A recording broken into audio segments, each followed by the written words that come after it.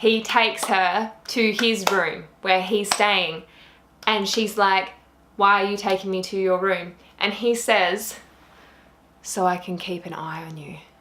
So, I'm gonna start on the worst side of the list and then work my way up to the best and most life-changing books I read in 2018, because worst, you know, we can finish on a high note at the end, and the worst stuff is hilarious and I think it would be entertaining. Here we go. The first book I read was a country novel. It was called Christmas in the Country or something along the lines of that. It was by an Australian author, and I really love supporting Australian authors. It was about a veterinarian that goes back to her hometown and meets her high school sweetheart that she was once in love with, and he's getting married, etc, etc. Obviously, there's a reconnection, a rekindling, that's pretty obvious from the start. But the reason why I put down this book was because, now anyone who's a country girl or grew up on a farm knows this, that you never, ever, ever wrap your hand around a rope when you're leading a horse. Because if that horse gets scared or runs away or jumps or jolts, it will rip your freaking hand off and you won't be able to get out of the grip. It will just take you with it. That happened. She literally, the book within the first 3 chapters describes her as a veterinarian wrapping the reins around her hand so that the horse can't get away and she has a firmer grip. I did not finish this book. I put it down, I returned it to the library, and I will not be reading it again. The next book is actually from an author that I know, and I like supporting authors' work.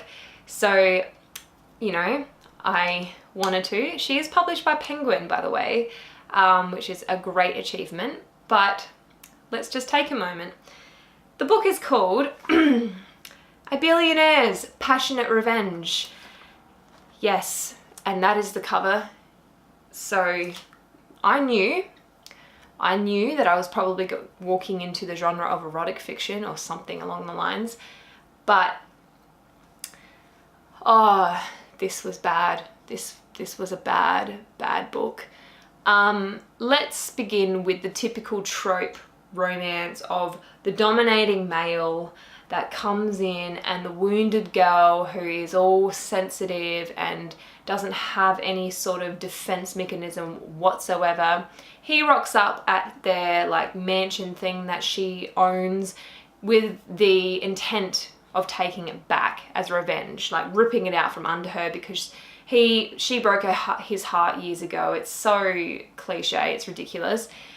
Anyway, so begins the typical I hate you, as you know, she walks up the steps, but her hips swing and he can't help but notice the way they move under the fluid fabric of her dress. And I'm like, it's happening, it's happening.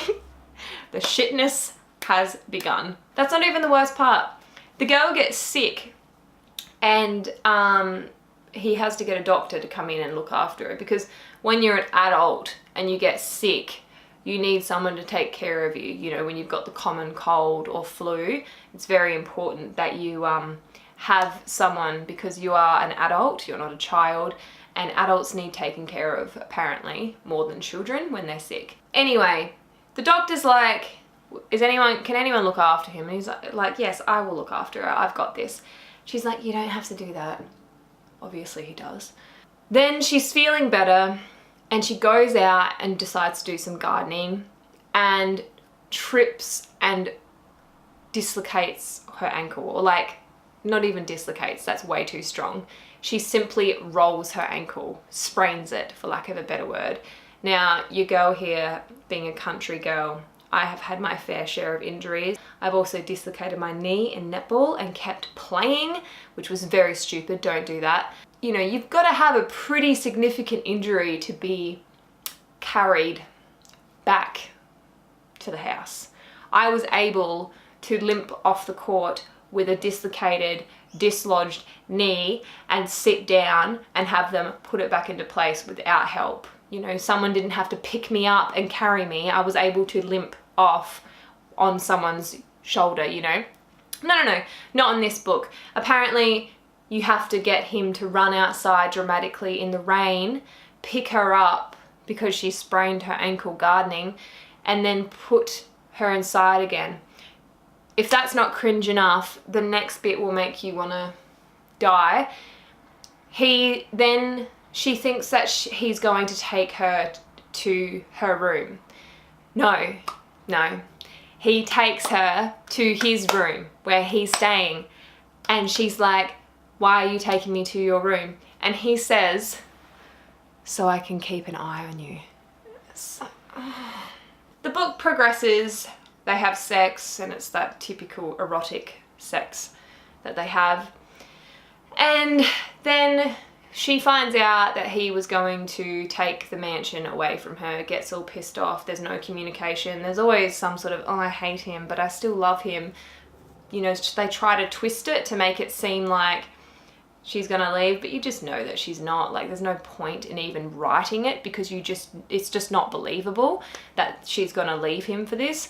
So there's that drama. And then he's a florist or a gardener. He's really famous. And he, you know, the character development is just non-existent this whole time. And in a complete change of character from this dominant protective male that shows no emotion, suddenly he decides to have a full bouquet of flowers on national TV that spell, I love you. And she's like, oh my God, I can't believe he did that. Like, literally all is forgiven, you know, and it's just so dumb. Then if things can't get worse, she goes out into the garden where, oh, that's right, he leaves her a clue. He's like, now go out here. He like spells it out in the flowers. She goes out and she goes in the garden, and it's all pruned and proper and it's amazing, and like, oh wow, it's like the secret garden where we used to play as children. And then he's like, turn around, you hear his voice, and he's on one knee with a ring, and he says, will you marry me? And she says, yes, of course I will, because, you know, that's exactly what happens in real life. And the plot and the characters, you know. So that book was atrocious, and we will not be reading more of those novels. Even if I want to support my friend, I think she's my tutor actually at university. I think the best thing to do if I wanted to support her art would be to buy the books but never read them. The next atrocious book that I read this year was called In Bed with a Highlander. Now, let me explain myself. You're probably thinking, why are you reading these books? Oh my God, of course you're going to have this experience. Well, sometimes I want to read a trashy novel. Don't even judge, because I know you do too. I know you secretly picked up 50 Shades of Grey just to see what the fuss was about. So don't even pretend. But this novel, I had a kind of moment where I was really into Outlander, like really into it, you know, like I'd dream about it. I'd like fawn over Jamie. Who doesn't, you know? The writing was good, don't get me wrong. Like, I thought it was really well written actually, but it started off with this really strong female character, and she's out there, and she's courageous, and she's brave, and she's got all these things going on, like, hell yeah, you know, female empowerment, the heroine of the story. No. Just no. It just ends up being, she goes to this lord's manor, a laird as it's called in Scottish, to the, not a manor, what is it called? The loch. Is that what it is? Loch? Loch is lake.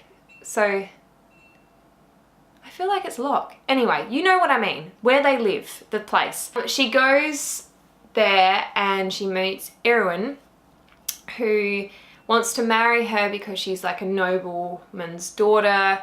She's the cousin, the nephew of the king. You know, she's royal basically.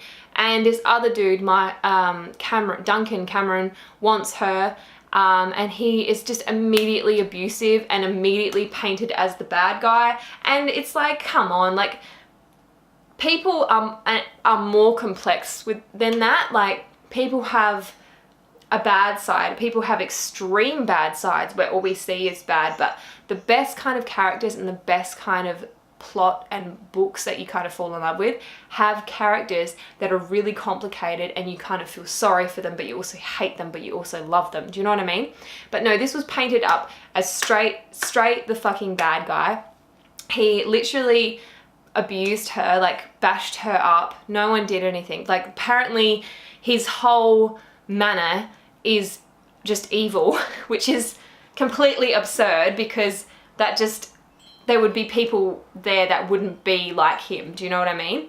Anyway, she gets rescued and she's taking care of Ewan's son at this stage. So there's that connection there between the son and like a new mum. And the kid immediately is like, "Are you my mum?" Which would so happen in 5 seconds, apparently. So that connection was just way too fast. It was ridiculous.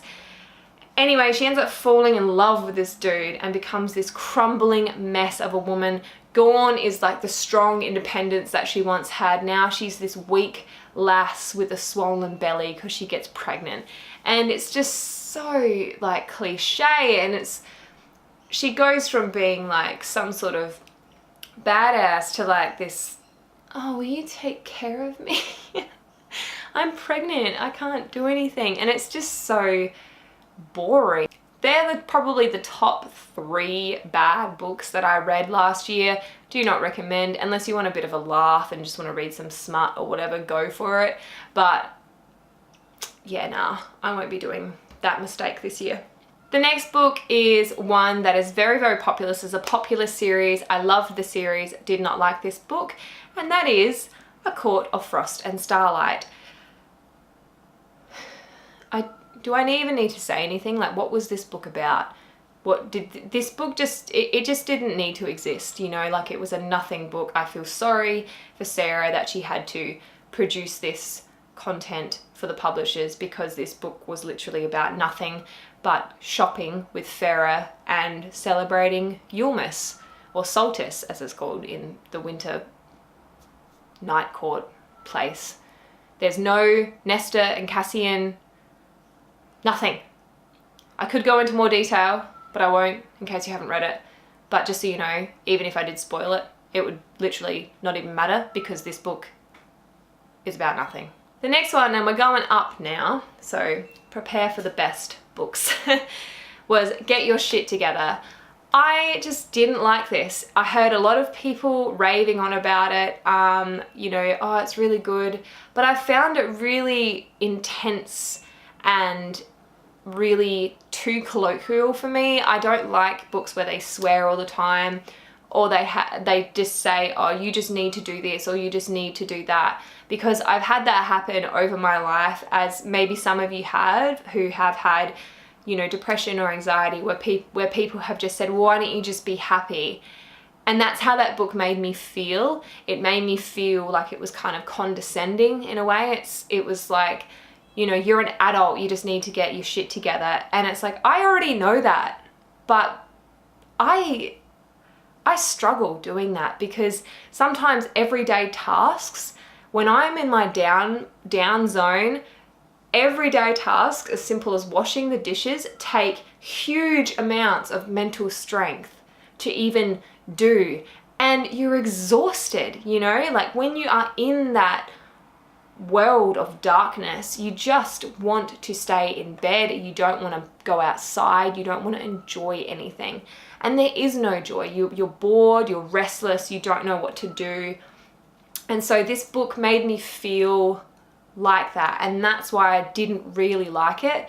Don't get me wrong, it definitely was better than the other ones that I mentioned previously, and it definitely had some good moments, but overall, not really my thing. Okay, so moving into the better books of 2018 was Throne of Glass by Sarah J. Maas.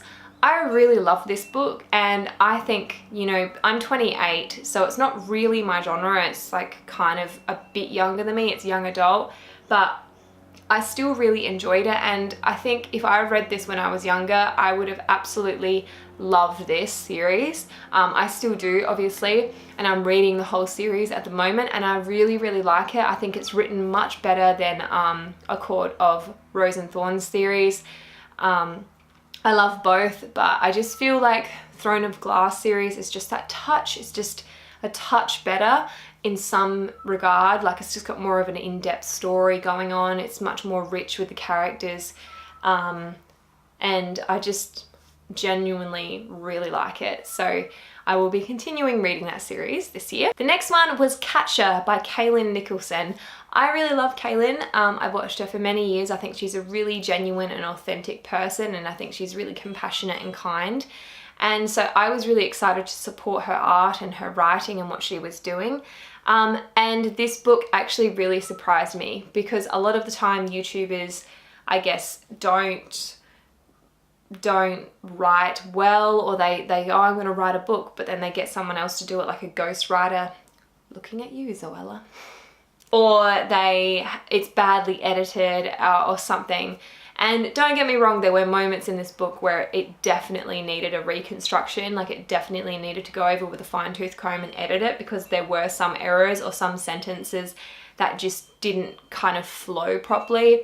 You know, for example, like, I seen them. You cannot seen something. I saw them. Just little things like that I was like, that's the wrong context. But I'm literally nitpicking at this. I love the story. I'm excited to read the second one and support her art further. It's about like a kind of sci-fi world, dystopian kind of. Everyone has like an implant in their head and they can see things, and she dreams about this boy her entire life. And she looks forward to going to sleep every night and dreaming about this guy. And I won't tell you anymore because I don't want to spoil it, but it was very good. I really enjoyed it, so well done, Kaylin. Now I'm moving into more the self-help kind of self-development books, the ones that I really like. The first one was Astrophysics for People in a Hurry. I've always been interested in space. I actually wanted to be an astronaut my entire life. But I've never been able to obviously do that. I live in Australia. There's limitations to my knowledge, etc., etc.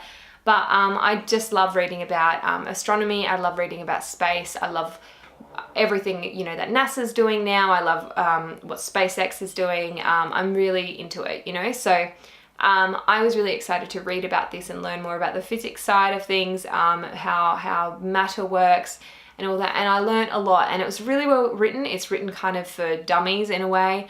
And I learnt so much from this, and I feel like I can apply that knowledge now to like maybe my work when I do write a sci-fi novel, because of this book. So I'm super glad that it exists in the universe, and I'm so glad that I was able to read it.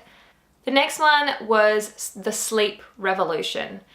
Now this one, it sounds so boring because no one wants to read about sleep, but sleep is so important.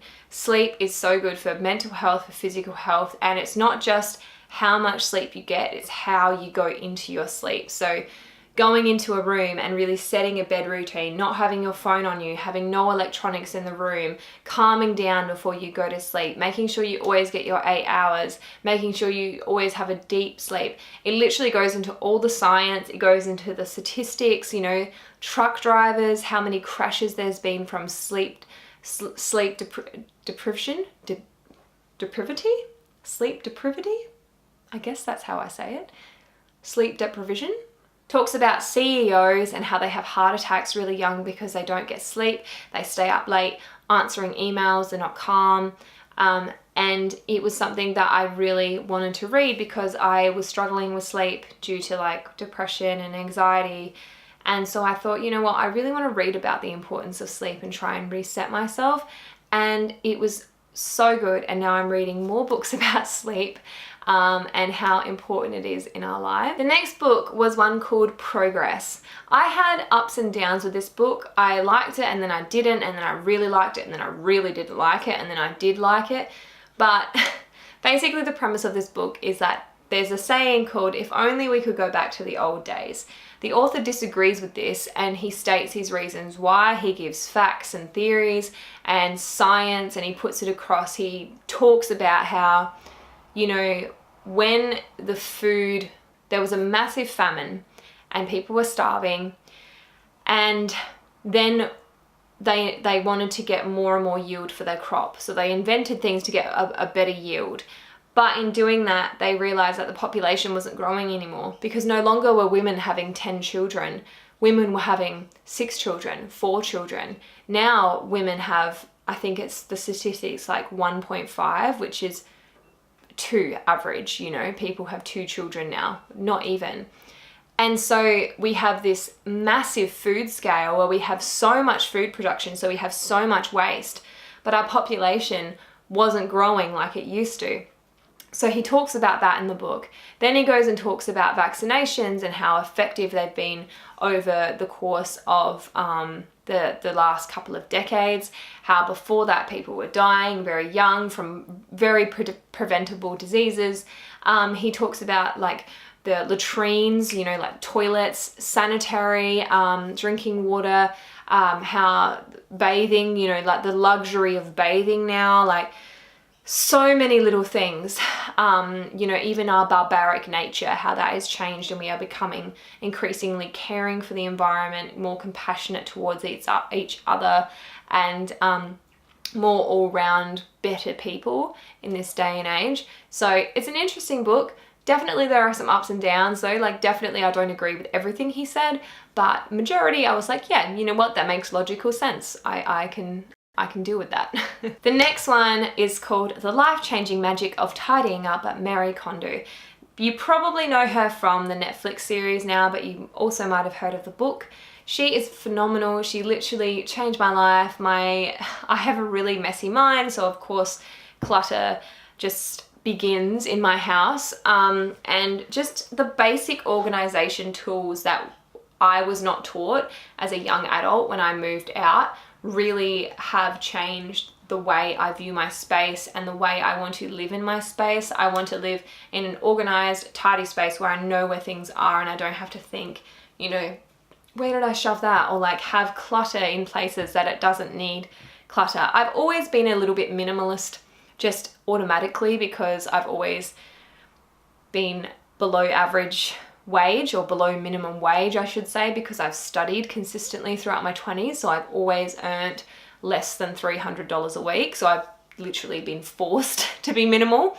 But so that wasn't the issue. The issue wasn't clutter, it was more so just things left around that didn't belong there, and just like not taking care of my things properly and not showing it the respect that I should, and not having things that spark true joy in my life. So that's definitely one of the top ones. But the top book for 2018 was called Barefoot Investor. This is an Australian book about finance, and it doesn't matter if you're poor, rich, whatever, on pension, on Centrelink, on youth allowance, whatever you're on, single mum, whatever your situation is, this will help you move forward with your finances. As someone who earns less than $300 a week, has to pay $155 in rent, literally leaves me with nothing. Then I have other bills to pay, I have food to pay for. It's a stretch, it's hard, which is why I worked 3 jobs last year to make ends meet. But it's not the end of the world, and he kind of teaches you just little baby steps on how to take control of your finances, how to really save within your income, within your earning capacity, how to budget really well, because we're just not taught this as young adults. You know, we're not taught this as children. We enter the world and we get a credit card, or we go into debt without even thinking about it, and then we can't get out of debt. So it's a really, really good book for beginners of like finance, and it's definitely my top book of 2018. So that's it from me. I hope you enjoyed this video. Let me know what your worst books that you read were in 2018, or maybe even your best books in 2018. I always think that the worst books are so much more fun to discuss, but maybe that's just me. But yeah, let me know. I'd love to open the discussion, and I hope that you enjoyed this video. I hope you have had a wonderful 2018, and I'll see you more in 2019. Bye.